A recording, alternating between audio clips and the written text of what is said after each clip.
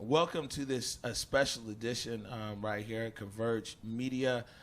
Ongoing coverage of the Seattle protests. We've kind of seen it evolve from like the street level all the way to the executive office. And this afternoon, we're here with the Honorable Mayor Jenny Durkan right here in your office. How are you, Mayor? I'm doing good. Thanks for being here. Man, thanks for having me. I saw you just did an interview with Chris Cuomo, so you know what I'm saying? I don't know how I'll be able to follow up with him. He's the warm-up act. You're the main thing. Okay, well, yeah. I see it. I know your time is short, ma'am, so I'm gonna just jump into our questions here. I know people are used to me having lots of commentary. First of all, what's your position on the CHAZ? So I think that we have, I grew up here like you did, and Capitol Hill has always been a place where people come together. There's all sorts of expression. I was up there today walking around talking to people, and I think we've just got to continue to listen to people and figure out a way that there's still a place for people to have that kind of free expression. But we need to open up the streets too, at least 12, so we can get fire through and like that. So we're going to keep talking to people, listening to them. But I heard a lot of great ideas, and I heard a lot of community strength there that was cool. Right. This was a question for later, but since you brought it up and you went there today, why did it take you so long as the mayor to kind of beat the streets right there in the Capitol Hill neighborhood? The protests were going on for almost over a week, or just about a week before the SPD pulled out. So don't assume I wasn't. I've been in and out all parts of the town. Sometimes I try to go down low, so it wasn't about me, right? Boss. That's right, undercover boss. It's not about me, right? And to have those spaces taken up with the voices that are there, like Dave Chappelle said, this is something that's coming from the streets. It's not coming from the elected people. Right. Now, Chief Best, I talked to her yesterday there at the East Precinct. She also did an interview with us. She was very clear that the Seattle Police Department, they want their building back. What is your position on that as the East Precinct? Because there's one thing, it's the CHAZ, it's the autonomous zone. Guys kind of want to have their own thing, maybe negotiate. 12th Avenue's open because what a lot of people might not know, especially people watching outside of Seattle, it's Fire Station, I believe 25 is also right there, and that's why 12th Avenue is important as well. It's a fire station and police department kind of kitty corner. But what is your position on the East Precinct going back to the Seattle Police Department, as the people in the CHAZ are saying that they want to repurpose it to a community center? So, we've talked to the people in that area about it. I've talked to Chief Best. As you know, she was there yesterday. Police went in, checking out the precinct. We'll continue to look at a lot of options. But what I've heard from community more on some other properties that people really want turned back to the community.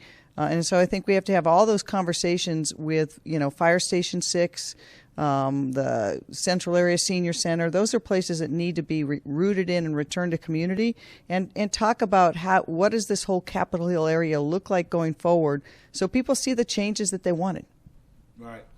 My other question here was about talking to community, and not to go backwards with it, but right now, I've been saying for a while that it's a leaderless resistance on Capitol Hill, and when I say that, nobody pushes back. Like, no, there is a leader. I mean, they're getting it together. So when right now in the talking phase with the people in the CHAZ, is it more like, hey, a listening of individual residents there, or is there anybody that you're kind of in discussions with that you would say is in a leadership position? I think it's a combination of the things. Today I had Jay walk me around, Angelica, I met Marcus at the garden. But you also hear a whole range of opinions and why people are there. I mean, the first thing I ask people is, what brought you here? How long you been here? Why do you want to stay? Because I think everyone gives voice to a different reason that they're there, and we really got to center the solution on the people. Everyone's like, how long is it going to last? That's the wrong question. I think the question is not how long it's going to last but what's the change going to be? Right, but also, ma'am, a lot of people that are in that CHAZ area are the residents of the CHAZ, and so it's like there's people who visit because they're like, wow, this is new and interesting, but it's the residents of the CHAZ that are kind of like the lifeblood of this movement that's going on there, and clearly those people aren't going anywhere because they live there. I think that's true, although I even saw over, the day, different people come in and out, and you see it, there's a lot of live feeds, and it has a real tempo, day to day, day to night, different people come in and out, and I'm sure you've been down there the whole time, right? Night shift, day shift, and it's different on the Hill than it is down by the park. Yep. Yeah, up there on the Hill is it's the political place. That's like City Hall, and down there on the Hill, down in the park area is the chill area. So we just saw that breaking news. The Seattle Times reported that the temporary restraining order was granted, barring the SPD for right now for use of force. I was only able to skim the headline before coming over here. I don't know how much you read, but it looks like pepper spray, tear gas, and force is not allowed under this temporary restraining order. What are your thoughts on that, and how does that impact the city's ability to practice crowd control? So I think the judge hit the right balance. Judge Jones is really experienced, born and raised in Seattle, and he clearly is protecting the right to protest, and banned the use of any of those tear gas, pepper spray against peaceful protesters, but also said if there's an individual circumstance where a police officer has to use that, if there's an imminent threat, that's not banned. So I think the net result is, the important thing is, we took a pause. We're going to keep that pause in place, and we need to start reimagining how we do policing in the city and how we do crowd control nationwide. No city got it right. If you looked at the pictures coming out of any city in America, we got to do better. Right, and as somebody who witnessed firsthand, tear gas, pepper spray, pepper ball, rubber bullet, and baton, I can see why some of these things are like you said, the judge came in and necessarily struck a balance there. And he did look at, the word he said was indiscriminate, right? Exactly. And it's exactly, and everybody got caught in the net. Right. Yeah. Right. And ACLU was right to bring the lawsuit. Right. And touching on that, then, do you think that it was a proportional use of force when you look at it in retrospect? It's kind of hard. To be honest with you, I saw some tape. I'm filming all the time, but I don't see it, as crazy as that sounds. And Bobby showed me some tape that somebody filmed of me behind me. And then when I looked around and saw all the gas and everything, it was almost an emotional response, me personally. You sitting here in City Hall, and when you saw some of the images there, do you think it was proportional use of force? It was a huge emotional response, and I said I didn't think it was proportional. I thought it was too quick and too much. Right. What's the current status of your relationship with Chief Best? It's excellent. We just marched together in the march. She was just in my office 15 minutes ago. We meet regularly. We talk every day, multiple times a day. She's a great chief. Right. Do you feel that you, as the mayor, have the confidence of the rank and file police officers here at the Seattle Police Department? We saw some interviews that officials here of the union and everything else have been doing. The union is one thing, and officers are another thing. They're kind of, part and parcel, but also separate. Do you feel that your office has the police officers' trust? I think we do, but look, it's a tough time, and I don't fool myself, because it's a tough time for police in Seattle. And everyone's feeling like they're under the microscope, and they're a lot of them were on the line a long time, and the acts of some of them have spilled over onto all of them. So I know that it's tough on rank and file, and I know the chief feels it and knows it. I've got to do what I think is right as mayor. I want to make sure that we have good, strong policing. I think we do, but we saw some things that we need to correct, and it's one reason I asked the oversight boards to take a look at it. And we're going to have the most thorough review of this, because we're going to have, our police oversight boards and 2 federal courts looking at it. All right. Now, speaking the topic of policing here, and there's a budget coming up. What are your thoughts as far as this defund the police? Is this something that you're entertaining? And if so, why? And if you're not, why not? So I think most people don't realize about 85% of the budget for police is the police officers' salaries. So I don't believe we can responsibly cut half of our officers. But I do think we've got to change our priorities, and we've got to reimagine policing. So we've got to look at what functions can we shift out of policing. But more than that, I think we need to continue changing the society so that if someone needs help and they call 911, it's not always a police officer who should show up, and many times they shouldn't. We need more mental health practitioners, people who know families, really a community support network. So I think that that's got to be really the stage is it's not just about cutting or moving dollars. It is also about what do we need for real public safety for community. And that comes from really connecting to families and community. And then you also have to invest. So people want to divest and invest. And the invest we have to do regardless at a significant level. Right. So I got a question here from Marcus Green, who's the publisher over at the South Seattle Emerald. He said, what grade would you give yourself on the city's response to these protests with the benefits of hindsight? And although things we're still not all the way behind it, but hindsight's maybe on the protest part of it. What would you have done differently? Look, I said before, I think there's things we could have done differently. And I think it's really important that we've got this independent civilian oversight, that they have the right to come in and tell us what we need to do differently. So I think, number one, their review is going to be really important. And the second thing is, in terms of grades, I think grades aren't as important as have you quit trying. We got so much work to do, not just on policing, but on how we really dismantle systemic racism in each of the institutions, and not just in city government, but state government.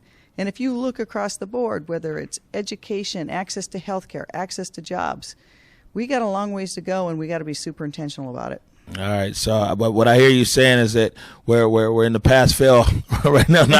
Not quite a letter grade coming out yet, huh? We're still waiting for the final exam. Never do those letter grades. Okay. Well, we have another question here from. Let's see here. Sorry about that. From Trevor Hughes, who's a writer for USA Today. And he says, Mayor, many of the people involved in this movement feel they've been repeatedly left down by politicians and by white voters for decades.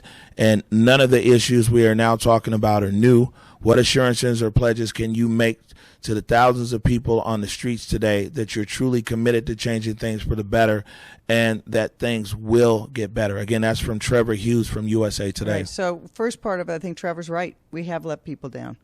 And we quit too early. We got comfortable with the changes we made, and we thought it was done, and it's not done.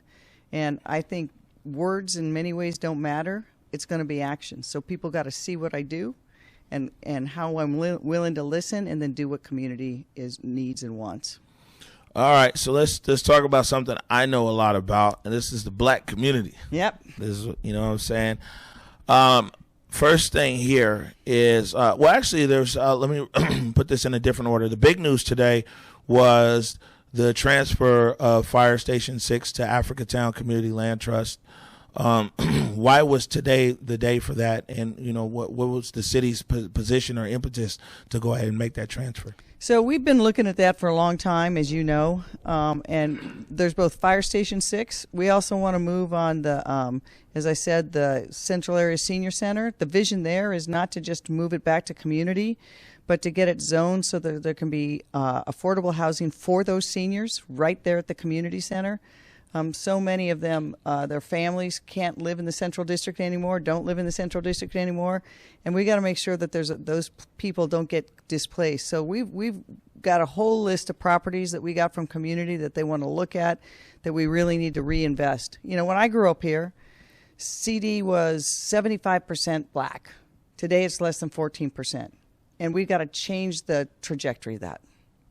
Yeah, I mean, to follow up with that question, what are some of the things that you see as being able to change the trajectory? You know, when I grew up, I had a similar experience. I had an all-black experience in the Central District with, you know, a black drugstore and black grocers. I mean, it was all-black everything. And, you know, it's a community that's been totally gentrified. And, you know, in a sense, sometimes we feel like it's almost being erased.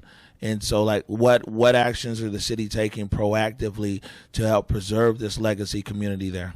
So we started it, but we haven't done enough. So number one is, I think that our Equitable Development Initiative, which has funded programs like Africatown and Liberty Bank, is going to be really key to have those cornerstones.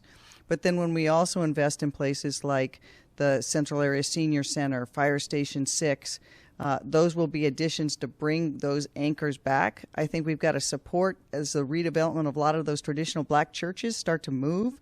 We got to make sure that stays in black hands. That starts with promising and delivering to community more investments. And I'm talking on the scale of I think we need to invest at least $100 million a year for the next 10 years that goes back into community to invest in those institutions that we have underfunded for generations. So, I'm still with the old school math, but I think that equals $1 billion. It does equal $100 million a year for 10 years is $1 billion. So what you're saying is that you'd like to see $1 billion put it back into investment in the Central District and traditional legacy black communities over the next 10-year span. Yeah, and I think part of that is, we have also got to fix the opportunity gap in high school. We introduced last year 2 years free college for every kid. We got to tie that to real jobs and internships. We started a program for that so that there's a chance for building wealth, because that we know that ownership is so critical to building wealth, and it's one of the ways the black community is left behind, not just here in Seattle, but across the nation. Right. And so you met with black community leaders yesterday. If you can tell us what were your takeaways from that, what are your next steps and timelines associated with it? So I met with a number of leaders yesterday. I've met with other leaders on different days. The last 2 weeks I've had many, many meetings. The number one takeaway I have is people want broad-scale investment back into the community that's been ignored, and we've got to do that as a city. I hear broad-scale concerns about the police department, both in reforms that people want to see made, and they want to see a divestment in policing and an investment in community. And then you have a range of things coming out of yesterday's meeting is like those properties that are legacy properties in the black community to make sure those stay or go back into community hands. Right. And the next thing is here, it's too many overall demands to list here, and especially the CHAZ demands are out, and it's a good amount. And they change every night. Yeah, when they get up for the microphone every night, watch a little bit of it. I watch the live stream. And it's there's a long list growing. It's a new developing forming government. You know what I'm saying? They try to figure it out over there in the CHAZ. But the thing is, there is a lot of overlap between King County Equity Now and their demands and the CHAZ demands, and I'm just not aware of what other demands you might have. I'm sure there's other organizations in the black community and other communities of the demands that are down there.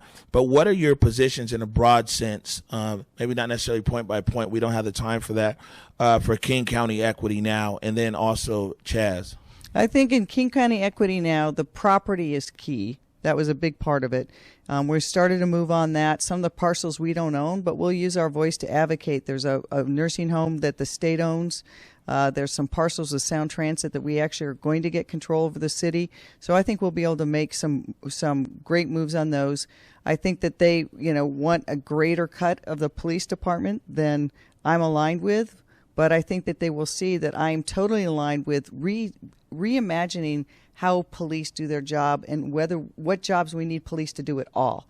I'm talking to some folks who nationally are setting up programs and pilots to say, if someone is, there's a fight in a family, you might not need a police with a gun to show up. You need someone who either knows that family or can de-escalate, that can move things out. If someone is having a mental health crisis, you want to send someone that can deal with that. You really want to have a health-based approach and a community support approach. It's interesting at the CHAZ, when I was walking around, a similar kind of philosophy, because there's this one guy, some behavioral health issues, and it was like, look, he has some hard times, and he helps on that barricade over there, and then when he starts having a hard time, we just bring him over here, take care of him, feed him. Right. No, and that's what you got to do, right? One thing I have seen in the CHAZ, because they have their own medical unit and everything else over there, is there's people who are suffering from maybe some mental issues. I'm no expert on it, but you'll find that a sense of community comes over, and it's like, hey man, it's all good, we're all right. What I'm saying? And not everybody is a mental health professional over there. It's just the amount of concern that people are like, it doesn't take the police necessarily to address those kind of things. And so how do you take that model and grow it out to community? It's not just what you hear from them, but it's you see what they're doing. And then community knows how to do that. We too long have not empowered community itself. It's been top down too long in this city and every other city.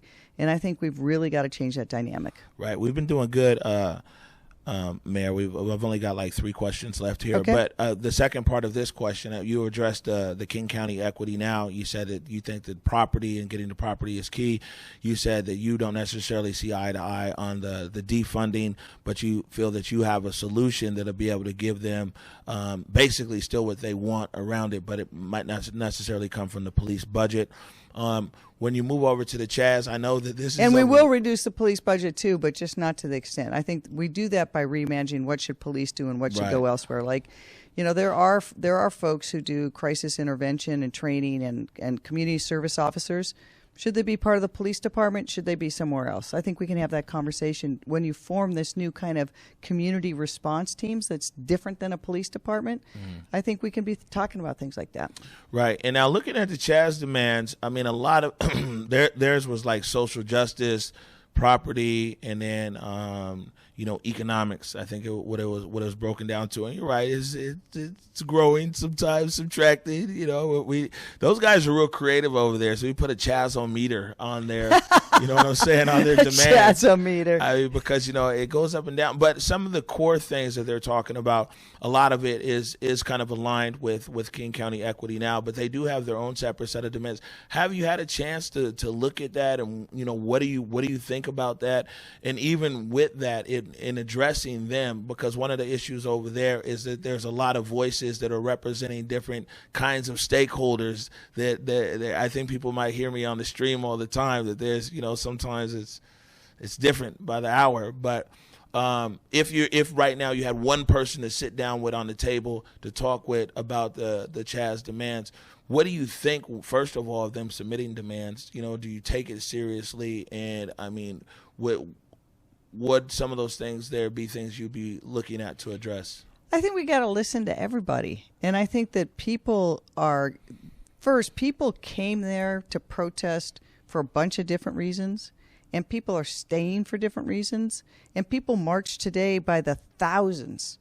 But underlying it all is we have to remember why we're here.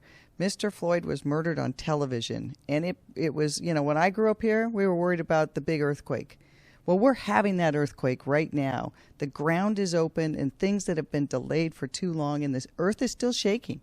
And we got to figure out how to move forward so that we can really address inequities that have been present in this city and every city in America. Right. And a few more questions here. I know I'm up against the time limit. I appreciate you giving me the time here. Now, for you, is the issue in CHAZ, the East Precinct, and what's going on Capitol Hill, and the issues in the black community, do you see those as two separate issues, or do you see that as one issue? And also in that, are you, in your negotiations, say with the black community, are you looking for like this 2-for-1 solution or this silver bullet that like, okay, well, we're working with this group or these people in the black community with the hopes that, in appeasing them or coming to a resolution, that also frees up the situation in the CHAZ, or is it two different things for you? So I think it's more than two different things. And it's in some ways, it's not really negotiation, it's listening. And it's saying, okay, these are real issues that people have, real pain, real concerns. How do we take that and channel it to our city? And how do we make sure that what we can't do, others can? And you hear all different things. I mean, you've seen at the barricades, some of the folks who aren't from the black community are there for very different reasons. It's very interesting. And yeah. I've talked about that. Exactly. You've talked about it a lot in your stream, and I think it's right. And you've heard that even in Seattle as different people have taken the microphone to make this a movement about them. And I think that is, this one has got to be centered on what does the black community want and need right now, and how do we make sure that we are doing the actions we take are in full knowledge and acknowledgement of the systemic racism that has been built into the system, and that's got to be the starting point, and that means listening first. Right. Down to 2 questions. There, you've heard this, I'm sure, on all kinds of different ways. But people are like, man, Durkan resigned. Sawant said that she was going to put in an articles of impeachment. Dictator Durkan, all these things, they're out there. What's your response to people that feel that like you've let the citizens of the city of Seattle down? I think that what Councilmember Sawant said is that you failed to protect the citizens of this city, and that you've basically let the city down, and so she's moving to get you impeached from office. I mean, what do you want to tell citizens of this city who hear things that say, man, Durkan, get out? I'm not going to be distracted by that kind of rhetoric. My job I was elected to lead the city, to do what's right, to listen to people and make it better, and I'm going to continue to do that. And I've heard from a lot of people saying, we're counting on you to actually get it done this time. A lot of people made a lot of promises over a lot of years, and we want to see if you can do it. And I'm going to try. Well, yeah, I mean, I would say, as someone who's down there every day, finger on the pulse and everything else, is that like it's real. You know what I'm saying? I don't really think that there's a typical politician answer of, the kind of the smoke and mirrors. Not saying that you're smoke and mirrors, but that's a lot of people tap dance, they kumbaya, they hold hands, they say, yeah, it's gonna be better, we're gonna work with you, all these promises. What I'm really getting right now on the pulse, not only here in Seattle but nationwide, is people are like, no, man, like it's gonna happen this time. Yep. No, I think that's right. I think this is. I mean, I told you, I think Dave Chappelle got it right, that this is from the streets. And people are feeling like my generation let off the gas way too early and got way too comfortable. And people are not having it. They want change. Mm-hmm. And my last question here is about leadership, and not necessarily your leadership, but the leadership and what I've seen is a vacuum kind of throughout the city. You know what I'm saying? And even in these communities, and we see right now people are trying to find leaders in their communities. But I want to talk about leadership in regards to, I know you said that you don't call it negotiations, you call it listening. Do you feel that certain people within city government might be more in tune and be able to listen? Is the mayor always the right person to listen? Is the police chief always the right person to listen? We've kind of been talking about this situation might take people that have a lot of weight and don't have a lot of baggage. And, I kind of point out to like how Chief Scoggins is somebody, and everybody loves a firefighter. You know what I'm saying? So he has a lot of weight, doesn't have a lot of baggage, and there's other people in the Office of Neighborhoods. There's people in Seattle Parks Department. Have you as mayor thought about deploying some of the leaders that are within city government here to also act as ambassadors in different communities here? Because, there is a polarizing effect when the mayor comes in and the tensions and the conversation goes really high. People have a lot to say. There's a lot. When we had Chief Best on the other day, people have a lot to say, and I think they should be able to say it. But I think if you're wanting to really listen in conversation, it might take people other than yourself and other than the chief to really get down there and get into the granular conversations with people in an expedient kind of way. I think you're 100% right. And we're trying to do that. We have a lot of our directors of departments are very involved, figuring out how they get involved, where they get involved, what communities they can go in, and bringing ideas on how we get stuff done more quickly. So I think that you're exactly right, that it is a different dynamic when a mayor or an elected official, a Sawant, anybody walks in the room. But there are times when people say they want to meet with the mayor, and the mayor's got to be available and got to be there to listen to them. That's part of our job, too. All right. Well, we're going to keep our work. We're 6-7 minutes over here. Yeah, and so that's all right. I appreciate the extra time. You know what I'm saying? This was important for people who follow our network here to be able to hear directly from you. I know that we put out a call earlier for questions from the community, and we got 137 questions. Definitely not enough time. So, for guys out there, we had to filter through this, and we also had to keep it kind of specific to what's going on right now, with the protests, with the CHAZ, and with the community. But the citizens of this city, they got a lot of questions. You know what I'm saying? Hopefully we can meet again. We can meet again. You know what I'm saying? Just so your listeners and viewers know, I was watching the night of the pink umbrella. I was watching you. Oh, you heard me cussing you and my mama. You I tell did. Me I cuss too much? And I was going to talk to your mother about that. And I would if I were you too. But watching that and watching the live feed, it gave me a perspective I wouldn't have had otherwise. I mean, that was what was so important about citizen journalism, is being down there and seeing it real. And the next morning, I met with the Office of Police Accountability and the Office Inspector General because of what I saw in that video, to say, hey, we've got to, if you're not looking at this, we got to look at it, and whatever resources you need, I will give you, because there's got to be an independent look at this. And that wouldn't have happened but for the fact that you were there reporting from the ground. There was other people videoing it, and that kind of accountability is super important. And so, it is not always easy being mayor, and there's a lot of people with a lot of scrutiny, but that's what we're supposed to be doing. So thank you for the work you're doing. Man, thank you, and thank you for your time. Thank you guys for watching. Yep. You know what I'm saying? This special ongoing coverage right here, live from City Hall, covering the Seattle protests. And not too far from the CHAZ. And not too far at all. And not too far from the CD either. That's right. Man, we'll catch you. I think we're going to do a special broadcast tomorrow from Cal Anderson Park, and make sure and tune in Monday at 11 a.m. for the Morning Update Show. Until then, I am Omari Salisbury at City Hall. I'm a young black man doing all that I can to stand. Oh, but when I look around and I see what's being done to my kind, every day I'm being hunted as prey. My people don't want no trouble. We've had enough struggle. I just wanna live. God protect me. I just wanna live. I just wanna live.